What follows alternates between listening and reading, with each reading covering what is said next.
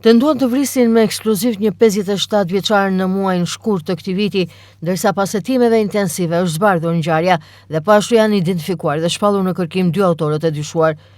Si rezultati një pune intensive hetimore nga strukturat për hetimin e krimeve të rënda në drejtorinë vendore të policisë së Vlorës, si dhe në komisariatin e policisë së Sarandës, në drejtimin e prokurorisë pranë gjykatës së jurisdiksionit të përgjithshëm Sarandë, për zbardhjen e ngjarjes së ndodhur në datën 5 shkurt 2026 në vendin e quajtur kryqëzimi i Urrës së Vrinës në Konispol. Pas provave të grumbulluara dhe informacioneve të siguruara, u bë identifikimi si dhe shpallja në kërkime autorëve të dyshuar të kësaj ngjarjeje dhe konkretisht shtetasit me iniciale GT 39 vjeç dhe GB 39 vjeç të dy banues në Sarandë. Për këta shtetas, gjykata e shkallës së parë të jurisdiksionit përgjithshëm Sarandë ka caktuar masën e sigurisë arrest në burg për veprat penale, vrasja me paramendim kryer në bashkëpunim dhe mbetur në tentativë, si dhe mbajtja pa leje dhe prodhimi i armëve shpërthyese dhe municionit. Nga hetimet dyshohet se këta shtetas kanë vendosur një sasi lëndë plasëse në automjetin që drejtohej nga një shtetas me inicialet MG 57 vjeç me qëllim vrasjen e tij.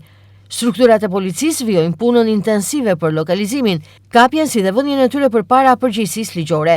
Ndërkohë, në bashkëpunim me prokurorin vijon puna për dokumentimin e plot ligjor, identifikimin si dhe kapjen e personave të tjerë të përfshirë në këtë ngjarje.